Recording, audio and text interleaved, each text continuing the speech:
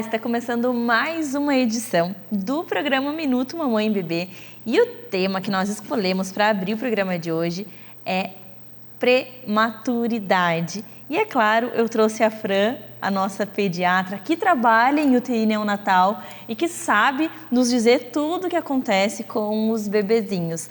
Fran, conta para nós o que acontece lá numa UTI neonatal, fala para mim como que são os primeiros passos quando vocês pegam um bebezinho prematuro, conta tudo para nós e bem-vinda novamente. Obrigada. Então, Mari, a gente começa definindo o que é um prematuro, né? Então, assim, o bebê prematuro é aquele bebê que nasce com menos de 37 semanas de idade gestacional. Então, até 36 semanas e 6 dias é um nenê que nasceu prematuro. Tá. Se ele nasce com 37 ou mais, ele já não é um nenê prematuro, é um nenê chamado de a termo, tá? Todos os nenês prematuros, eles precisam ir para a UTI neonatal? Não, necessariamente, né? Depende muito do local, mas assim, as duas maternidades que eu trabalho, né? Os critérios de entrar dentro da UTI só por conta da prematuridade é abaixo de 34 semanas. Tá, entendi. Tá? Então, assim, o nenê que nasce com peso bom, que nasce com 35, 36 semanas, ele tem uma condição muito boa de nascer bem, de não precisar de manobras de reanimação, né, ali na sala de parto, de não fazer desconforto respiratório e de ir para o quarto com a mamãezinha dele, né, já começar a amamentação e tudo mais. Os nenês que são abaixo disso, em tese, ele tem o pulmãozinho um pouquinho mais imaturo, então às vezes eles precisam de suporte, né, de oxigênio.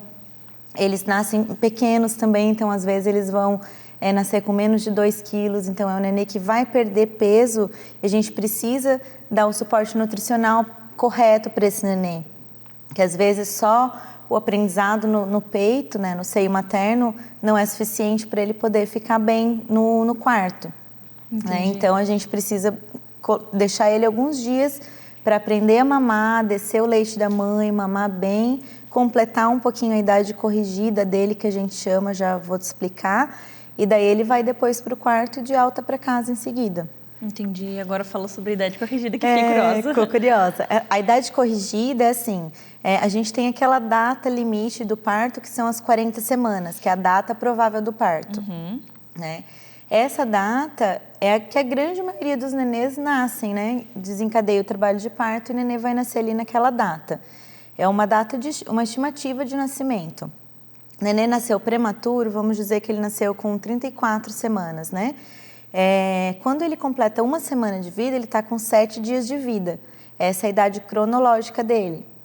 A idade corrigida, ele estaria com 35 semanas. Entendi. Então, a gente vai corrigindo. O prematuro, a gente sempre tem que corrigir a idade gestacional até que se complete as 40 semanas.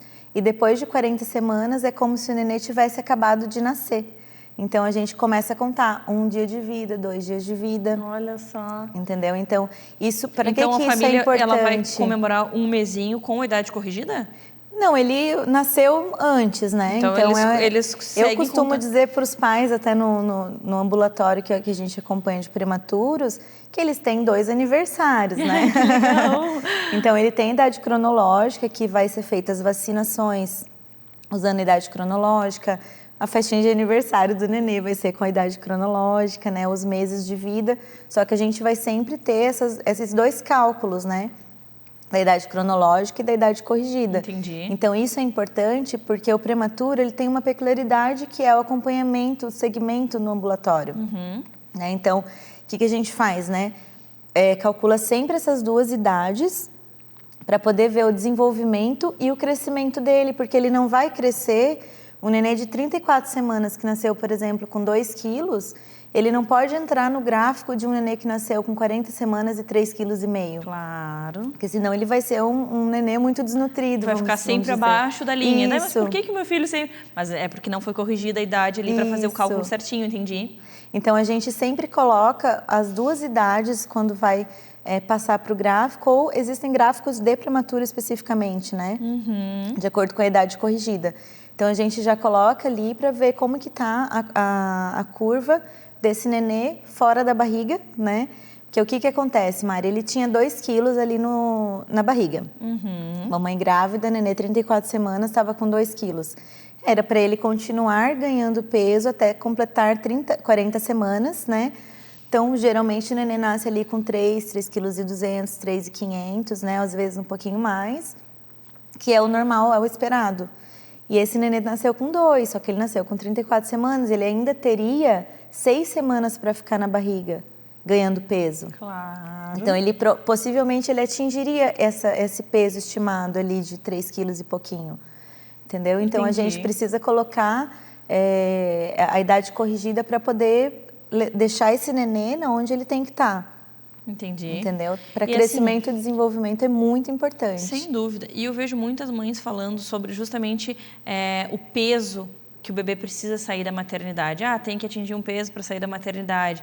Mas além do peso também tem vários critérios que vocês observam para dar alta, não só o peso, né, Fran? Então, assim, também não posso falar pelos lugares onde eu trabalho, que tem locais que têm protocolos diferentes, né? Claro. Mas, assim, a gente precisa desse nenê ter pelo menos mais do que 1,8 kg a 2 kg, né? Para poder ter a alta para casa. Para citar um exemplo um pouquinho antes, o nenezinho que ficou na UTI, por exemplo, nasceu com 32 semanas. Ficou ali 3 semanas, 2 semanas na UTI, foi para o quarto. E a mãe quer saber quando que eu vou para casa, né? Então, se ele foi para o quarto, ele já está mamando no peito ou recebendo toda a dieta pela boca, né? Não pode estar com a sonda para ir para o quarto, não pode mais estar em oxigênio, ter quedinha de saturação, nem nada, né? Então, ele tem que estar um nenezinho já com critério para ir para casa. Já sabe sobreviver sem ajuda de nenhum equipamento fora do útero, né? Exatamente. E daí, o que a gente faz, né? A gente precisa observar essa questão do peso, porque às vezes ele vai perder um pouquinho de peso, aí a gente precisa... tem alguns critérios, assim, que são um número X de gramas que ele tem que ganhar nos últimos dias para a gente ver que está indo tudo bem, para poder dar alta com segurança, né? Ele já tem que ter pelo menos 35 semanas de idade gestacional corrigida para ir para casa também, né? A grande maioria já atinge essa idade, fica mais tempo internado por causa do peso mesmo. Entendi. Entendeu? Adorei. Quanta informação. Muito bom entender um pouquinho, porque às vezes as mães ficam, meu bebê já podia ter tido alta, enfim. Mas são vários pontos que vocês observam. E eu sempre digo, assim, que a gente tem que confiar nos profissionais, nas maternidades, né? Porque estão fazendo um trabalho muito bacana e, além disso, eu sempre falo que as mães elas têm que buscar informação, elas têm que irem atrás de tudo assim, que envolve o nascimento do bebê, o parto, se é um bebê prematuro, entender também como que funciona. Aqui no Minuto Mamãe e Bebê a gente sempre está gerando conteúdo, nas redes sociais das nossas médicas também, porque eu acho que quando a gente está munido de informação, a gente está forte. Porque senão qualquer pessoa faz o que quiser com a gente não sabe não tem embasamento para nada, né, Fran? É verdade. Assim, prematuridade é um tema muito chocante até, vamos dizer, porque ninguém espera que o seu filho nasça prematuro, né? E ninguém se planeja para isso. Exatamente. Porque você planeja ter um bebê que vai nascer no tempo certinho. Isso. Então, tu não te prepara para ter um bebê prematuro. E o que acontece? Então, a gente fica de mãos atadas, né? Aí vem até a importância de um nenê que não vai para casa, o nenê prematuro, às vezes ele vai ficar na UTI, ele não vai para casa com a mãe vai de alta, né, recebe alta, vai para casa e fica vindo visitar o filho dela na UTI. Então, essa mãe precisa de uma rede de apoio, o suporte psicológico é muito importante, né? Ela precisa, nesse momento, ela não vai querer tantas informações, assim, mas a própria rede de apoio já tendo alguma informação, né, Mari? A gente já consegue dar um suporte melhor para essa mãe. Verdade. Né? Fran, muito obrigada por dividir tanto conteúdo. Parabéns por esse trabalho lindo que você faz com os pequenininhos, ajudando eles a conseguirem voltar para as casas, para os colinhos das mamães, que a gente sabe que você ama muito o que você faz, a gente consegue ver no seu olhar. Então, te parabenizo e te agradeço por todas as mamães que com certeza já tiveram a tia Fran e adoraram. Obrigada, querida, e até o próximo encontro. Até o próximo.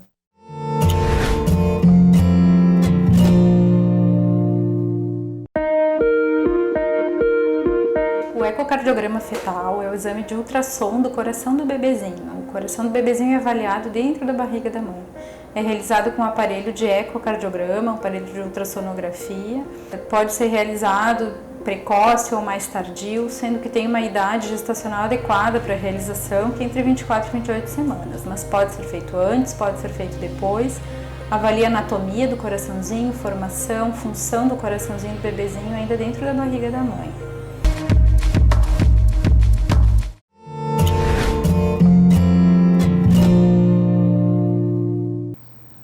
Agora nós vamos conversar com a nossa cardiologista pediátrica, a doutora Luciana. Bem-vinda novamente. Oi, obrigada, Mari. Então, a gente vai falar sobre crianças hipertensas. Eu te confesso que eu via muito falar sobre hipertensão em adultos, mas então as crianças também são hipertensas, Lu?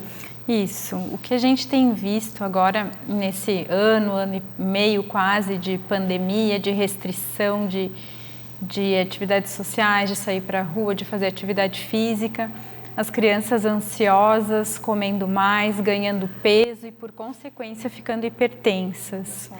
Isso tem se tornado uma busca mais frequente, mais assídua, mais diária no consultório do cardiologista pediátrico. Olha só, e daí assim, como que tu dá o diagnóstico, assim, realmente ela está hipertensa e o que vem pela frente? Tem algum tipo de tratamento? O que você recomenda? Como que a gente lida assim com, poxa, uma criança hipertensa, né? Tanto que vem desde a introdução alimentar, evitar o sal devido à hipertensão. E a gente faz tudo certinho e mesmo assim a hipertensão nos procura e acha os nossos filhos. Atualmente, o que a gente tem mais visto, assim, com relação à hipertensão é o ganho de peso mesmo das crianças, que faz com que a pressão aumente.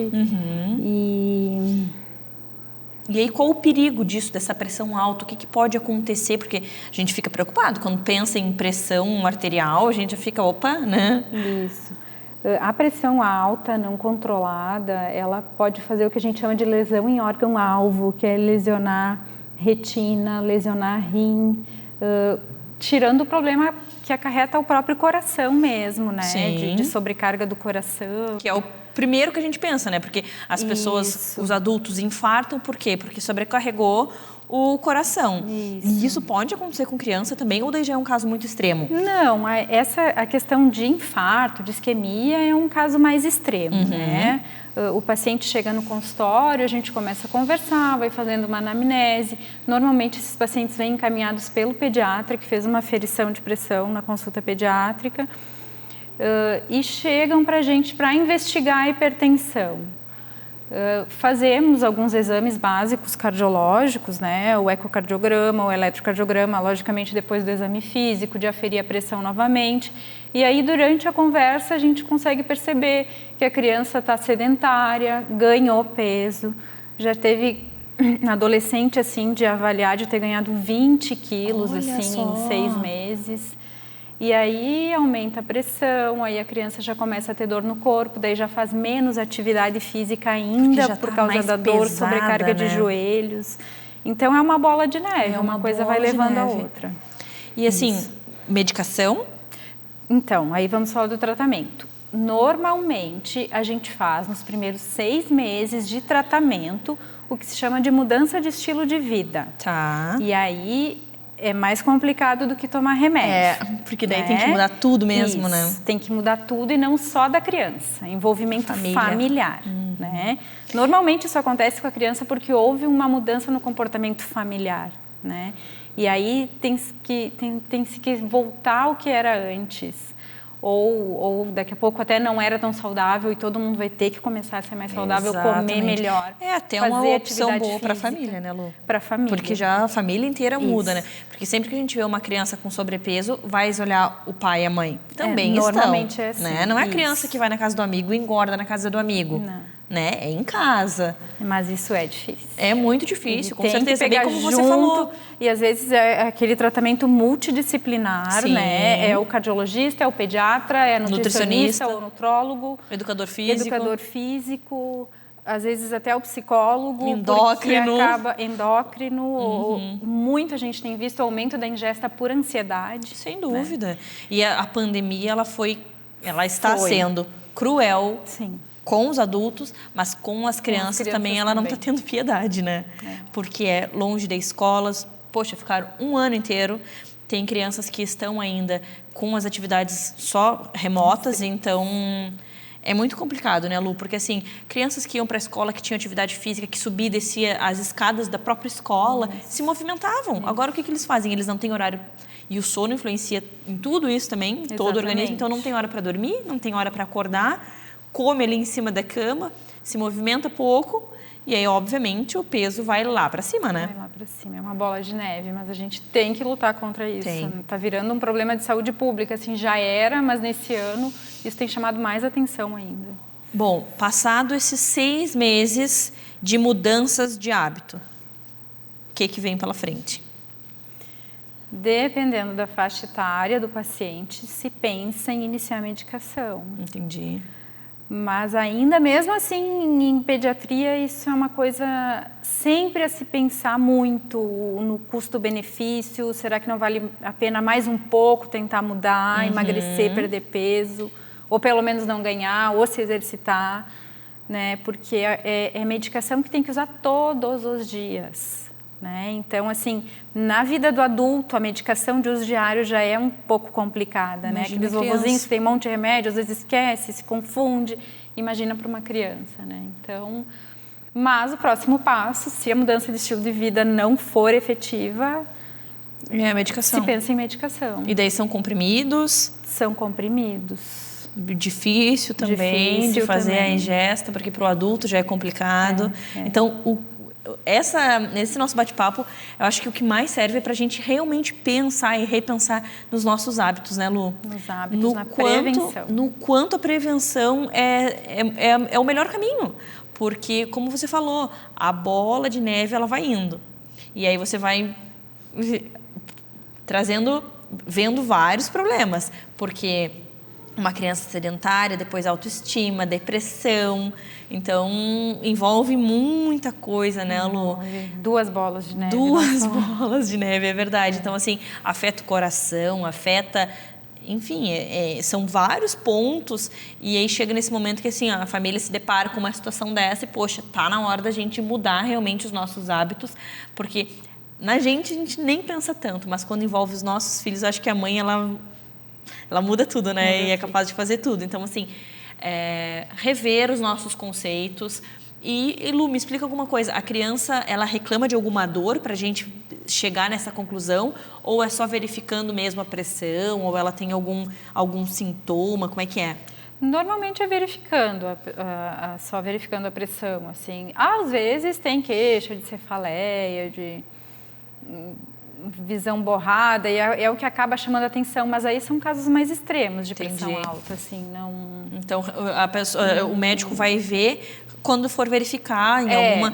Às vezes, até para entrar no supermercado, quando verifica ali a temperatura, se a temperatura também está mais elevada, enfim, alguns sinais que o corpo vai dando para chegar, né? A gente vai buscando alguma coisa, não sei, porque...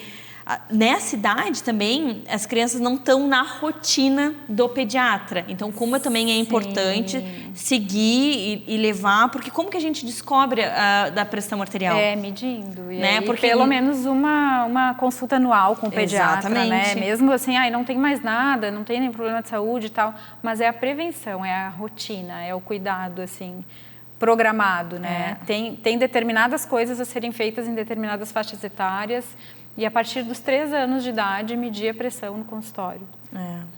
Adorei, Lu. Muito obrigada por nos ajudar a entender e por dar esse start, esse alerta, assim, nossa cardiologista trazendo essa dica de mudança de hábito, de procurar sempre um profissional para estar sempre verificando, e a gente está de olho porque a gente não quer que os nossos filhos sejam hipertensos, mas então a gente precisa cuidar e estar de olho. Obrigada, querida. Até o próximo encontro. Até.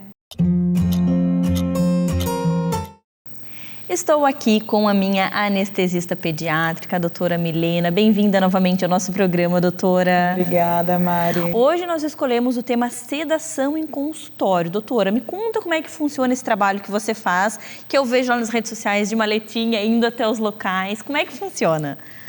Então, primeiro eu queria agradecer o convite, Mari, e queria me apresentar para quem ainda não acompanhou o primeiro programa.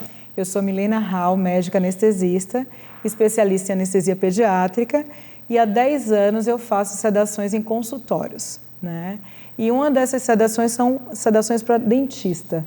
Então, eu faço sedação para odontopediatria.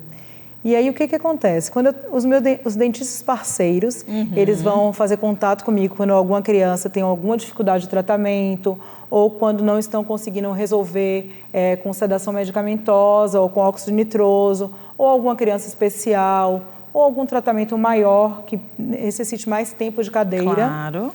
E eu vou fazer toda uma parte de pré-operatório com essa família, com essa criança, conhecer o histórico de saúde, conhecer o histórico de alergias. Tem os tudo tratamentos. isso antes, Sim, que legal. Sim, com certeza. Passa as orientações de jejum, porque toda vez que o paciente recebe sedação ou anestesia, ele tem que fazer jejum.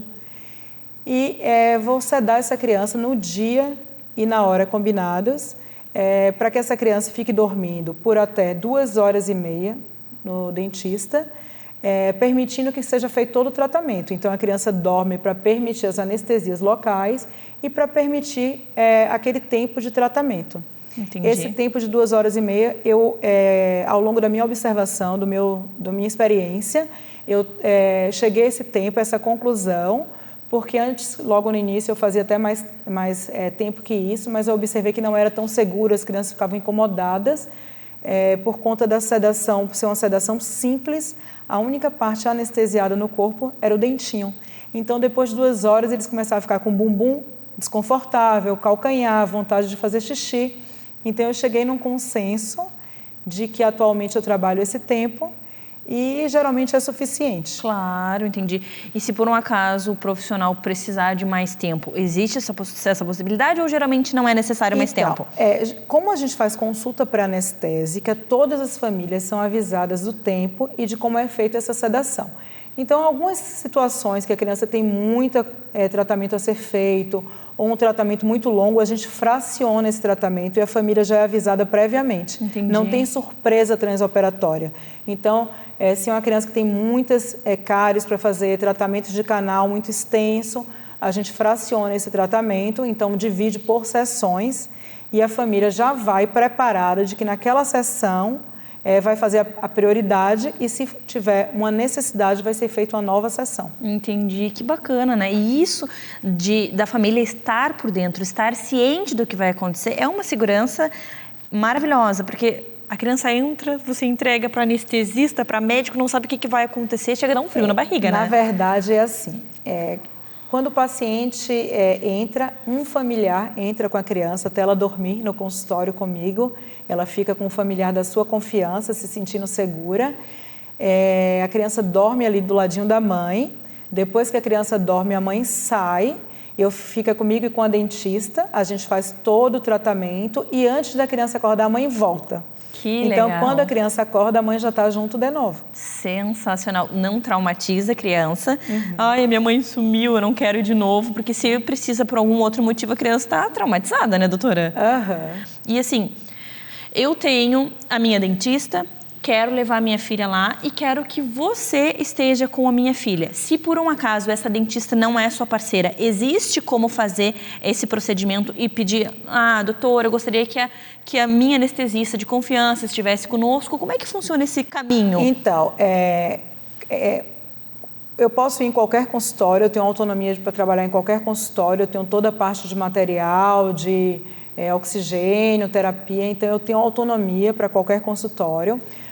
O que é preciso? Que a dentista faça contato comigo, que a dentista de confiança da família faça contato comigo para a gente combinar o dia e o horário e que eu passe as orientações básicas para aquela dentista que talvez não esteja tão acostumada a fazer tratamento em consultório. Claro. As orientações que a gente tem o tempo de trabalhar, de que a gente precisa fazer infiltração na boca, não dá para trabalhar só com a minha sedação.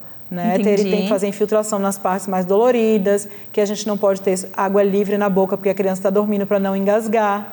Então, eu tenho que fazer contato com essa dentista para passar as orientações necessárias de como a gente trabalha.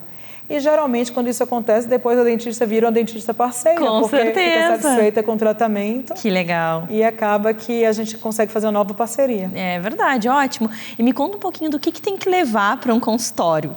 Então, quando eu chego no consultório, eu tenho um perfil profissional, que eu até coloco às vezes foto, é um perfil de Instagram, depois eu queria passar para os telespectadores. Já né? fala para nós qual é o arroba, que eu estou curiosa. Arroba doutora Milena Hall, _ anestesia segura. Esse perfil eu criei tem mais ou menos 3 meses e é justamente para falar de anestesia com o paciente e com outros profissionais não anestesistas. Então, eu não uso linguagem técnica, eu uso uma linguagem mais simples e o meu objetivo era justamente me aproximar das famílias, para elas conhecerem como é que é a anestesia, perder aquele medo, aquele tabu de que a anestesia é perigoso, de que a anestesia gera o medo do desconhecido. É verdade. Então, esse foi o objetivo desse perfil, né? E o que eu levo para o consultório? Eu chego no consultório com uma mala imensa, que daria para levar qualquer criança embora comigo. Mas você não leva, né? Não levo. E nessa mala vai desde o monitor, obrigatório por lei, que é o monitor padrão de oximetria de pulso, cardioscopia e pressão não invasiva. Eu levo desfibrilador, que é obrigatório por lei ter desfibrilador, caixa com medicações para sedação e medicações para emergências, tipo reações alérgicas, parada cardíaca, essas medicações que nós temos que ter, né? Além disso, suporte de oxigênio, vai um cilindro sempre cheio com oxigênio para nos acompanhar. E fora disso, material descartável. Equipo, soro, catéter, seringa, agulha, e todo o material de emergência, máscara, ambu, laringoscópio, cânulas de Guedel, tudo que a gente precisa para um tratamento com segurança. Em 10 anos de consultório, eu tenho 20 anos de anestesia pediátrica e há 10 anos que eu faço consultório, a gente nunca teve intercorrência de tirar a criança para o hospital, de ter que entubar a criança, nunca tivemos. Que ótimo. Mas o material de segurança tem que nos acompanhar, sem dúvida, independente de ter intercorrência ou não. Com certeza. E é um procedimento super seguro, tranquilo. Cada dia mais famílias têm acesso, porque vai fazendo propaganda boca a boca e mais dentistas vão conhecendo o meu trabalho. Que legal. E eu espero ter a oportunidade de mostrar para vocês. Ai, adorei, doutora. Obrigada por nos falar um pouquinho sobre o seu trabalho. Eu adorei e até o próximo encontro. Obrigada pela oportunidade, eu agradeço a vocês, agradeço a você, Mari, pela oportunidade de contar um pouco do meu trabalho. Até a próxima. Até a próxima. Agora nós vamos falar sobre os 1000 dias do bebê. Eu amo esse assunto e eu quero te ajudar a entender um pouquinho mais com a doutora Sabrina. Bem-vinda novamente ao nosso programa. Muito obrigada, Mari, por estar aqui e compartilhar essa informação e esse projeto muito lindo que a Clínica de Atendimento Integral da Criança, a CAIC, vai começar em breve. E eu quero já compartilhar com vocês, dar um pequeno spoiler sobre o que vem por aí. Ai, coisa bem boa. Bom, então para a gente começar, eu queria que você falasse para as mamães que nos acompanham o que são esses 1000 dias, quando que começa essa contagem, até quando vai e a importância desse período na vida de todos nós, né? De todas as pessoas. Então, o que acontece? Os 1000 dias é um momento desde do início da gestação até os 2 anos de vida do bebê. Esse período é um período super importante para o desenvolvimento da criança, o crescimento, inclusive para as questões intelectuais e sociais, porque é o momento que aquele bebezinho, né, aquele embriãozinho, ele tem a máxima potência para se desenvolver, para crescer, para estar no mundo, né, se mostrar ao mundo. Então, é o momento que a gente precisa cuidar dessa criança com maior zelo. Então, a gestante, ela deve, né, ou deveria, infelizmente, as pessoas ainda não sabem muito bem disso, então deveriam se cuidar mais e melhor da parte da sua alimentação, o seu psicológico, toda a parte de nutrição. Tem a questão do preparo do parto, né, que tem todo um preparo de físico, emocional. Com certeza. Isso tudo interfere na época da gestação. E quando a criança nasce, a gente trabalhar habilidades para desenvolver mais essa criança. Então, a gente vem com um projeto aí pautado nos 1000 dias, porque a gente vê que esse período é um período mais importante da vida de um ser humano. É verdade. A partir desse onde período, tudo acontece, a formação né, do Sim. corpinho, células, depois no período que a pessoa, que o bebê vai começar a caminhar, comer, se desenvolver, falar. Então, em todo esse período, a gente tem que tentar oferecer para essa criança o melhor. O melhor, para exato. que ela se desenvolva e para que ela consiga ter o melhor desenvolvimento possível para a sua vida, né? Exatamente. E aí, qual é a nossa proposta lá na CAIC? A gente trabalhar com uma equipe multidisciplinar para esse desenvolvimento dessa criança. Com certeza. Para ela ter o máximo desse desenvolvimento, ter esse apoio durante esse período. Então, a gente, com a equipe multidisciplinar, a gente vai conseguir trabalhar essa criança como um todo. Com certeza, porque daí vocês vão trabalhar desde a gestação, tudo que aquela gestante pode ter, pensando no psicológico dela, na fisioterapia pélvica. Para trabalhar o parto, né? Com Preparar certeza. esse parto, preparar esse períneo. Porque a gente sabe né? que a criança sente tudo, Exato. vivencia tudo ali no parto, né? E sem falar do pós-parto, porque depois do parto, principalmente o parto normal, ela tem que voltar a trabalhar esse períneo dela. Então, a gente tem o parto e o pós-parto com a fisioterapia pélvica, né? As emoções, que a gente pode trabalhar também com a psicologia. É porque tudo que a gente sente, o bebê vai sentir também. Exato. Então, daí, se a gente não está feliz, se a gente está com uma depressão pós-parto, baby blues, enfim, a gente precisa trabalhar esse nosso emocional para a gente dar o nosso melhor para esse bebê. Aí entra a criação do vínculo, né? A Exato. construção daquele vínculo mãe-bebê. Aí depois, se a gente não cria ali aquele vínculo, é um adulto depois que não sabe criar vínculos também. Como tudo está interligado nesses 1000 dias, né? Tudo está interligado.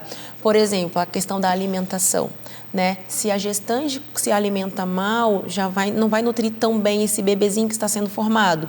E aí, quando nasce, tem a questão da amamentação. Exatamente. E aí, quando tem 6 meses, começa o quê? A introdução alimentar. Como que eu faço? O que eu dou? E aí você tem um apoio de uma nutricionista para te apoiar. Trabalhar essa nutrição com uma equipe de nutrição junto com a pediatra, né? A criança ter o acompanhamento pediátrico regular, mas ter equipe multi junto com essa pediatra. Então, aí vai ter a nutricionista junto, a fisioterapeuta do desenvolvimento, trabalhando com a família e mostrando, olha, aqui nos 3 meses a gente precisa fazer isso, isso, isso. Vamos estimular a criança dessa forma. Para que cada virada de marco, então, do 1 mês, 3 meses, 6 meses, a fisioterapeuta do desenvolvimento vai trabalhar essa criança. Que legal! A osteopata infantil também, prevenindo cólica, refluxo. E aí, assim, a gente vai diminuir o quê? Medicação, né? Sem dúvida. A criança começa, às vezes, a ter um refluxo que é fisiológico, que é normal, e aí... Remédio. Exatamente. E aí começa remédio, idas ao médico desnecessária, ao pronto-socorro. E se a gente pode poder prevenir antes... Melhor coisa. Melhor coisa, exatamente. Que sensacional essa ideia. Que clínica incrível.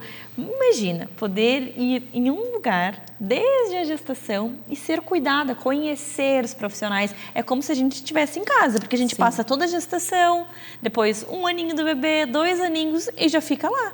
Porque o pediatra vai seguir acompanhando essa família, essa criança, por longos anos, né? Longos anos. Até a adolescência, os nossos pediatras vão acompanhar essa criança, mas a ideia é ter a equipe multidisciplinar ajudando junto, trabalhar junto. E aí essa criança vai explorar a potencialidade dela, intelectual, social, de crescimento, desenvolvimento, da melhor forma. Com certeza. Né? Eu vejo muitas pessoas falando assim, com um bebezinho pequenininho, eu não sei o que fazer, fica só deitado. E daí agora você falou sobre a fisioterapeuta.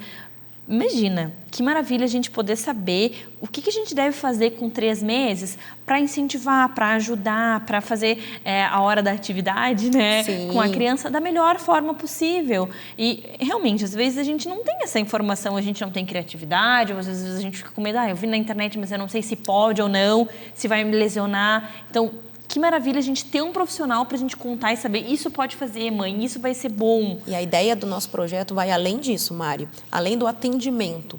Cada família que ir na CAIC e fizer esse projeto dos 1000 dias, cada cada mês ele vai receber um encarte com as orientações por escrito em PDF. Que legal. Então, o que eu posso fazer com meu filho? Qual brinquedo eu posso estimular? Porque às vezes a pessoa fala, tá, mas meu bebê tem 4 meses, que brinquedo eu posso comprar para estimular meu filho? Exatamente. A gente vai dar tudo por escrito, né? A ideia é fazer um segmento que não seja só na clínica, mas que a família também tenha informações para cuidar da sua criança da melhor forma. Não, vocês vão desenvolver super pessoas, super crianças, assim, porque pensa cuidar direitinho de toda a gestação, depois todo o desenvolvimento infantil, e aí lá nos 2 anos entra também as dúvidas do desfraude, e tem você lá para ajudar também. Então, qualquer assunto que envolva o desenvolvimento infantil, a família vai estar super bem munida de informação, porque vai ter uma equipe multidisciplinar lá na CAIC para poder ajudar em todos os setores. Exatamente. E a Sensacional. nossa intenção,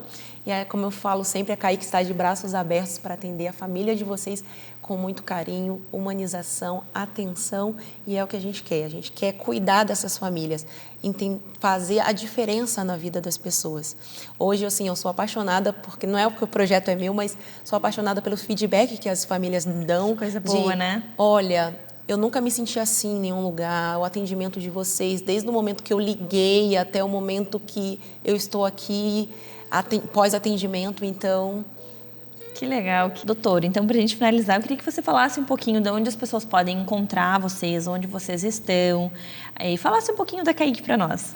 Sim, a CAIC fica no Estreito, na General Liberato Bittencourt, no prédio da Nissan, ali no Globo Tower. E vocês podem adicionar a gente nas redes sociais, @CAIC Floripa, caic.floripa. Lá tem o nosso WhatsApp, já entra, já conversa com a gente, ou pode também chamar para o direct, que nós entramos em contato com a família, conversamos, passamos todas as nossas especialidades, o que tem, o que não tem. Que ótimo. Bom, nós temos pediatras, especialistas pediátricas e equipe multidisciplinar. Então, fisioterapeuta pélvico, adulto infantil, osteopata infantil, acupuntura... Somos 20 profissionais. É uma turma. É uma turma. É uma nutricionista. Equipe, nutricionista adulto e infantil, materno-infantil, psicólogas. Então, nós temos uma equipe bem ampla e a ideia é a gente ter o máximo de especialidades no mesmo lugar para facilitar a vida da família. Daí a pessoa, não, às vezes, sai com uma criança no carro e vai em vários lugares, passa o dia inteiro transitando. Exatamente. Vai só em um lugar, já faz tudo e volta para casa. Exato. E sem falar que, às vezes, o lugar, as pessoas não se conversam, né? Porque são lugares diferentes. Exatamente. Então, lá na CAIC, nós somos todos no mesmo lugar. Eu atendi a pessoa A e aí já conversa com o profissional, já passa o caso. Já tem uma ficha ali para entender, tá acontecendo isso com o filho, mas tá aqui com a mãe também. Exato. Então, já fica tudo interligado, muito mais fácil de trabalhar, né? Fica muito mais fácil de trabalhar e a gente consegue fazer essa equipe multidisciplinar, como eu falo, né? Essa equipe que, olha, é um time sensacional e a nossa proposta é bem diferente do que tudo que vocês já viram no mercado. Não é porque é o meu lugar, mas venham conhecer a CAIC. A CAIC está de braços abertos para atender vocês. Eu sou apaixonada. Ai, coisa boa. A gente sente essa energia e é muito gostoso. E com certeza a gente quer lugares assim para levar os nossos filhos e para a gente ir também. Doutora, muito obrigada e até o próximo encontro. Então, obrigada a você, Mari, e até a próxima. Psicoterapia infantil. Você sabe quando buscar ajuda profissional para o seu filho? Hoje eu trouxe aqui a Paty, bem-vinda novamente, a nossa psicóloga infanto-juvenil, né, Paty? Obrigada, Mari. Imagina, eu que agradeço você estar sempre aqui nos ajudando a compreender tantos assuntos que nos ajudam a ser pais melhores e também a criar super filhos. Paty, eu queria que você me falasse assim, quando buscar ajuda, as crianças dão algum sinal? Tem algum motivo específico? São vários motivos? Como a gente sabe que não, meu filho está precisando de ajuda e eu não estou sabendo lidar com essa situação e realmente eu preciso de um psicólogo para intervir e ajudar nesse caso? Uhum. Mari, não tem como a gente dizer, como se fosse uma receitinha de bolo, né? Para cada família, para falar quando procurar psicólogo. Mas tem algumas coisas que a gente precisa prestar um pouco mais de atenção. Então, se nessa dinâmica familiar a gente percebe que a criança está encontrando algumas dificuldades que faz com que ela tenha prejuízos na vida dela, a gente precisa acender uma lanterninha de que talvez precisa de ajuda sim. Então, quando essa criança muda o comportamento dela no ambiente familiar, no ambiente escolar, a gente precisa prestar atenção e levar em consideração de que existe alguma dificuldade ali, né? Então, assim, se a criança é muito quietinha, percebe que ela não está socializando como ela estava socializando antes, aconteceu alguma mudança brusca de comportamento, que a gente começa a olhar para o nosso filho e pensar, não, mas ele não era desse jeito, aconteceu alguma coisa. E a gente percebe que ele está dando sinais de que está prejudicando a vidinha dele na escola, com os amiguinhos ou com a família mesmo, e está trazendo prejuízos para essa dinâmica familiar, daí sim eu diria para a gente procurar ajuda. Eu vejo muito, sim, às vezes os pais ou a avó, pessoas com pensamentos diferentes da mãe que está sempre buscando informação, falar assim, nossa, mas é tão pequeno, que horror levar para um psicólogo, ele não precisa. Muitos adultos vão. E talvez, se lá na infância tivesse resolvido da forma correta, não teria feito tanta coisa errada, não teria criado tantas mágoas, tantas dores para ter que tratar na vida adulta. Então, eu acho muito legal, Paty, a gente falar um pouquinho sobre esse preconceito que as pessoas têm, porque é um pré-conceito de uma situação. Levar a criança no psicólogo. Nossa, ela não é louca, ela não precisa, que horror, a mãe já está levando. Por que fazem isso? Por que falam essas coisas? A nossa cultura fez a gente pensar desse jeito. Que psicólogo é para louco. Isso, já vem mudando, né? Eu vejo já muitas mudanças, a gente vem caminhando para um progresso, mas ainda existe sim muita dificuldade de pensar que o psicólogo é aquele profissional que vai ajudar a família ou a criança a diminuir as dificuldades que ela está encontrando na vidinha dela, né? Ou aquele profissional que vai ajudar a criança a desenvolver habilidades de vida que vão ser muito importantes no percurso de vida dessa criança, né? Enquanto ela for adolescente, enquanto ela for adulto. Então, o psicólogo, ele não vai tratar só de transtorno mental. Muitas vezes a criança não precisa chegar nesse nível, né, de dificuldade para que a gente possa intervir. Quanto antes a gente levar essa criança para um profissional que trata a saúde mental, mais benefícios a gente vai poder oferecer para essa criança. Dúvida. E para essa família também, Mari. Porque muitas famílias, muitas mães, muitos pais encontram dificuldade na educação dos filhos e não se permitem ir buscar ajuda profissional para que a gente consiga ajudar essa família. E quando isso acontece, é tão bonito ver essa transformação. Nossa. É tão gostoso de perceber como eles conseguem se comunicar melhor, como eles conseguem olhar para essa criança de uma maneira diferente do que eles vinham olhando, né? Então, assim, muda tudo. Quando a gente consegue fazer com que essa família venha até a nós no consultório, para que a gente possa contribuir dessa maneira, há uma transformação muito grande na vida dessas famílias. Com certeza, só esse primeiro passo já mostra que essa família já está buscando ser diferente. Sim. E eu fico pensando sobre mim, como seria maravilhoso se quando eu tive meus problemas lá na infância, qualquer problema, com um primo que me batia, com a minha mãe às vezes que não escutava e já dizia o que eu tinha que fazer, sendo que ela nem me ouviu. Então eu fico pensando como teria sido maravilhoso eu ter tratado lá na infância. Então, por que não fazer isso com as nossas crianças agora? Se a gente vê que eles estão precisando de ajuda, por que a gente não leva? Por que não buscar essa ajuda? Por que não ajudar eles? Isso vai fortalecer, vai fazer com que eles se compreendam desde cedo. Não é mal que a gente está fazendo, a gente está ajudando eles a entenderem o que às vezes nem nós compreendemos. Eu sempre gosto de fazer uma analogia, Mari, com o pessoal, né, que cuida da saúde bucal, que são os dentistas, a odontologia. Então, eu sempre falo que a odontologia conseguiu um grande avanço nesse sentido. Hoje, as pessoas, os pais já levam as crianças e até os adultos para prevenir a cárie. Exatamente. Antigamente, bem antigamente, as pessoas iam no dentista quando o dente estava podre. E não tinha mais o que fazer, né? A psicologia ainda está nessa busca, né? Nós vamos chegar. Nós vamos chegar, não deixar ninguém mais ter doenças mentais, traumas, ansiedade, porque a gente vai tratar lá no comecinho, lá na infância. Sim, a gente vai... a nossa busca, o nosso desejo é que a gente consiga fazer com que essa criança, com que essas pessoas criem recursos para lidar com essas dificuldades que vão acontecer na vida dela, né? Então, a gente está nessa busca que a odontologia já conseguiu, de fazer com que os pais, com que as pessoas vão buscar para prevenir algum transtorno mental, ou alguma dificuldade, alguma doença, né? E por que isso aconteceu? A minha avó não tem os dentes. Ela teve que tirar todos os dentes, hoje ela usa, né, tem implantes. E por que isso vem acontecendo? Por que hoje tem a prova de que a gente precisa levar as crianças cedo? Tanto que se fala para levar as crianças quando nasce o primeiro dentinho, lá no 1 aninho de vida. Porque não queremos que aconteça com as nossas crianças o que aconteceu com os nossos avós. E com a psicologia acontece da mesma forma.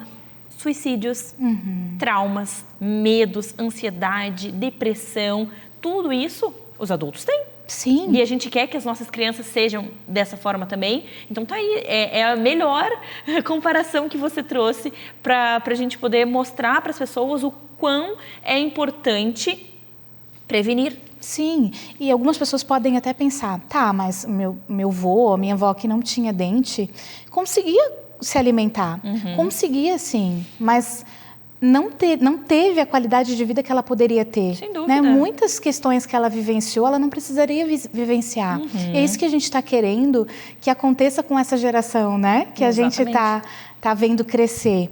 Que eles possam ter maior qualidade de vida, que eles possam lidar com as dificuldades que eles vão encontrar no meio do caminho de uma maneira mais tranquila.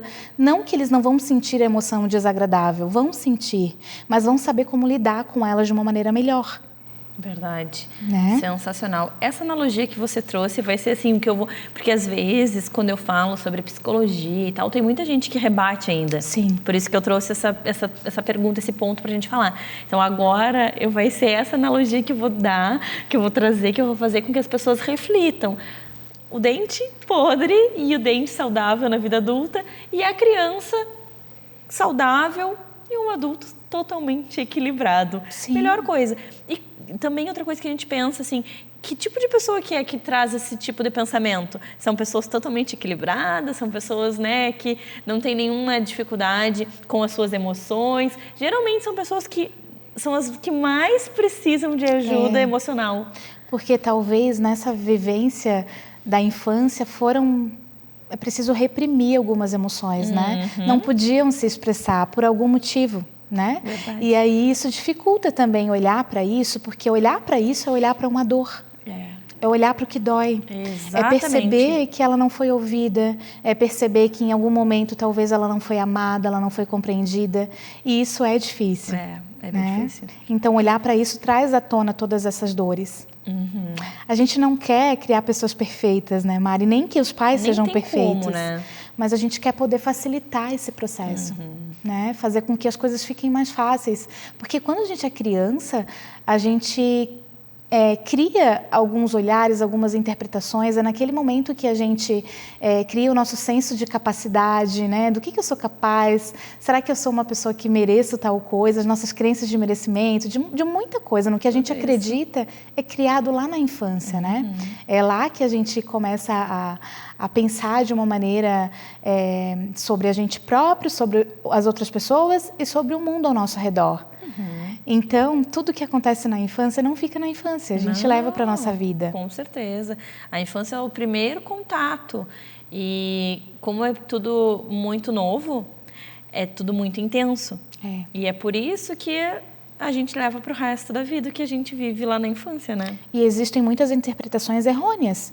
Criança pode vivenciar uma experiência que não foi muito legal na escola e se não for trabalhado naquele momento, a criança acaba acreditando que todas as outras experiências dela vão ser daquela mesma maneira.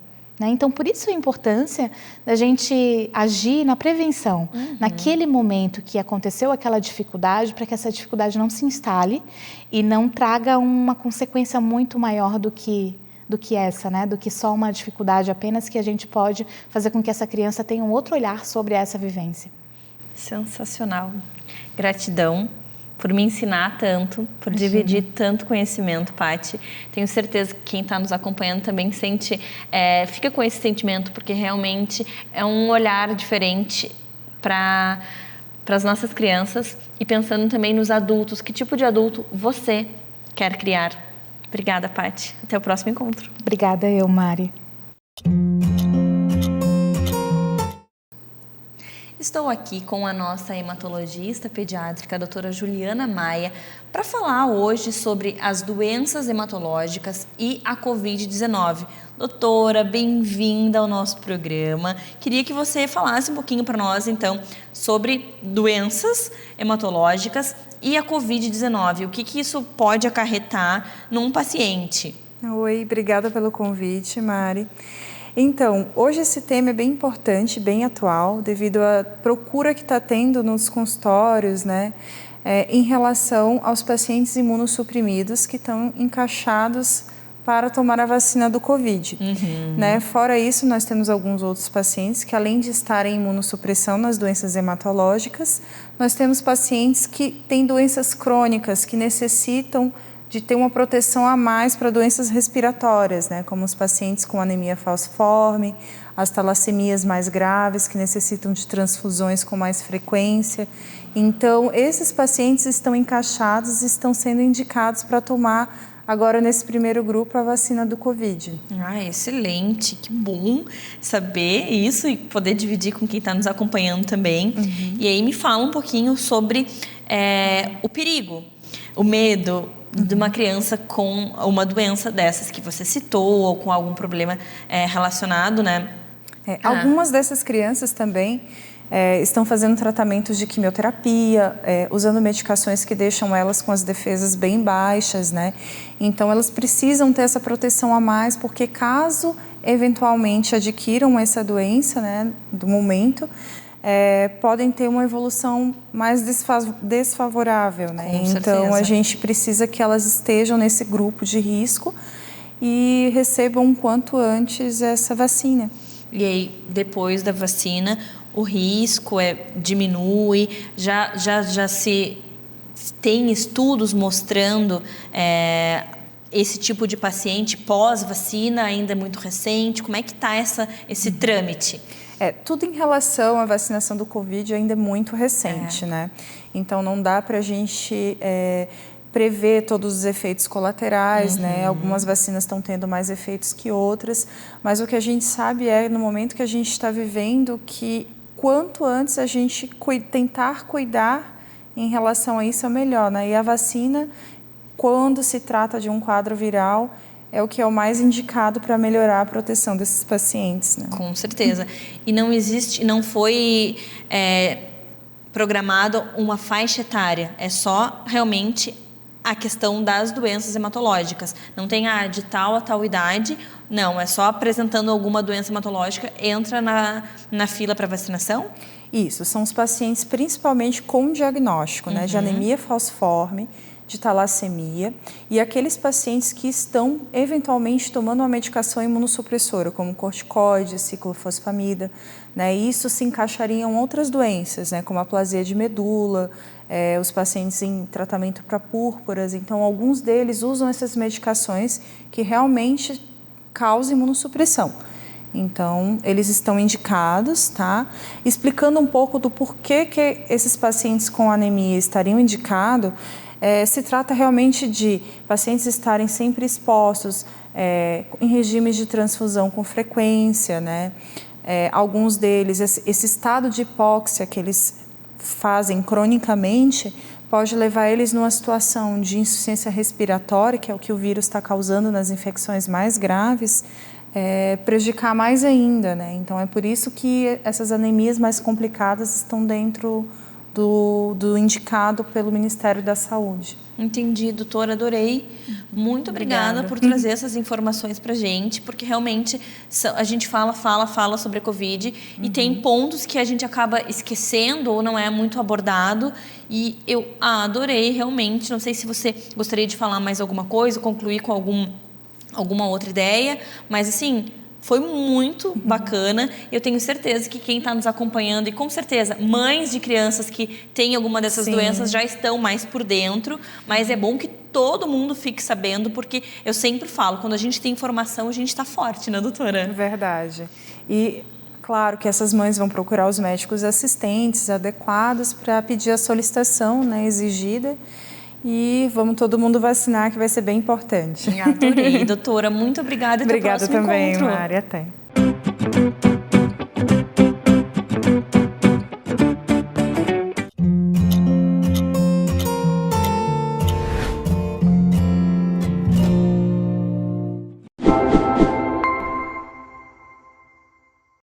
No café de hoje, a gente vai conversar sobre os superpoderes do temperamento melancólico. Aproveita, curte esse vídeo e já se inscreve no canal.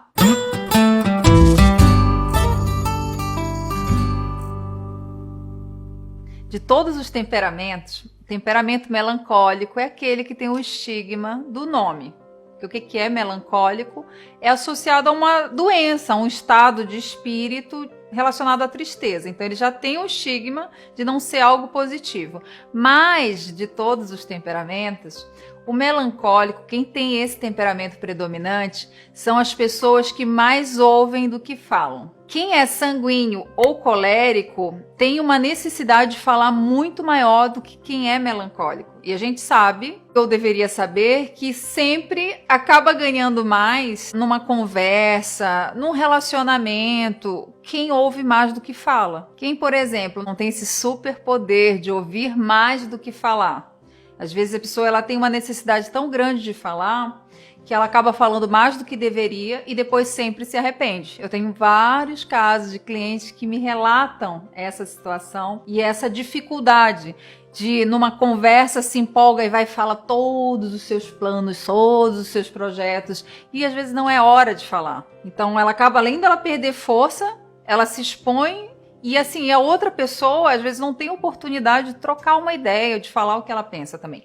Quem tem esse superpoder já não tem essa dificuldade. E eu, de verdade, considero um superpoder. A pessoa ter a capacidade de ouvir sem aquela necessidade de já estar pensando na resposta. Porque quem fala muito, às vezes tem isso. Quem tem o outro temperamento, às vezes ela tem uma necessidade tão grande de falar. A pessoa está falando, ela já fica pensando na resposta e às vezes, dependendo do teor dessa conversa, não se chega a um denominador comum, porque são os dois apenas falando e ninguém ouvindo. Quem tem o temperamento melancólico como predominante, então pelo fato de eles serem mais introspectivos, eles têm oportunidade de ouvir mais. Então são mais analíticos, conseguem processar melhor essas informações que estão ouvindo e estrategicamente também traçar um plano. Quando está em equilíbrio, como ele consegue ouvir mais do que outros temperamentos, ele tem mais recursos para poder trabalhar, para poder desenvolver aquela ideia de uma maneira estratégica. Então isso sim, com certeza é um superpoder. Outra coisa, são extremamente organizados. Eu, como professora, eu amo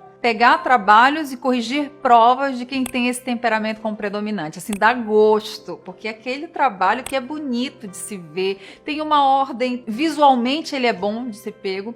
Devido ter esse cuidado, essa primazia, quem tem um temperamento melancólico tem um extremo cuidado nesse aspecto assim, visual, de cuidado mesmo, de atenção no que faz. Então isso é muito bom para outra pessoa poder pegar. Então, por exemplo, se você está num relacionamento, 2, que tem como predominante melancólico, ele pode equilibrar, às vezes, a desorganização do outro. Então, já pensou assim, num relacionamento que os dois são extremamente desorganizados? Então, se tem um que é mais tranquilo, que consegue ouvir mais, que consegue processar melhor as informações, consegue dar um equilíbrio e flui de uma maneira mais tranquila. Então, quando em equilíbrio, devido a eles não terem essa necessidade de estarem o tempo todo falando, eles tendem a ser mais controlados. Conseguem trabalhar suas emoções, quando em equilíbrio, de uma maneira mais tranquila. Não tem aquela necessidade de estar o tempo todo falando. Então, absorvem e conseguem desenvolver isso. E isso é muito positivo nas relações, sejam elas quais forem, profissionais, afetivas, é muito bom. É como se fosse um domínio próprio. Sabe aquela coisa da inteligência emocional, de equilíbrio, de conseguir olhar de fora a situação sem aquele calor da emoção, de ter que falar e depois se arrepender? Porque ele primeiro pensa mais, ele reflete mais, ele analisa mais. Essa já é uma tendência natural dele. Então, os superpoderes dos melancólicos são mais organizados, ouvem mais do que falam, são mais analíticos, pelo fato deles terem essa capacidade de primeiro compreender para depois agir, eles têm capacidade de serem mais perseverantes, terem mais resiliência para poder empreender alguns projetos que só com essas características para ser bem sucedido. Então tá vendo? Às vezes as pessoas ficam com preconceito com a palavra e às vezes não olham as características positivas, esses superpoderes que esse temperamento tem. Então, quantas oportunidades muitas vezes se deixa de aproveitar por só focar naquilo que precisa ser aperfeiçoado, precisa ser melhorado, enquanto que subestima-se o que tem de realmente importante, que tem de superpoder, de força e que pode fazer com que a pessoa avance. Vá muito mais além, a partir desse olhar, dessa força. Então, a importância que tem de se ter consciência dos seus superpoderes. E você, fala pra mim, você tem usado os seus superpoderes? Você que se vê como melancólico? Escreve aqui embaixo, comenta aqui pra mim e a gente se vê no próximo café. Um beijo!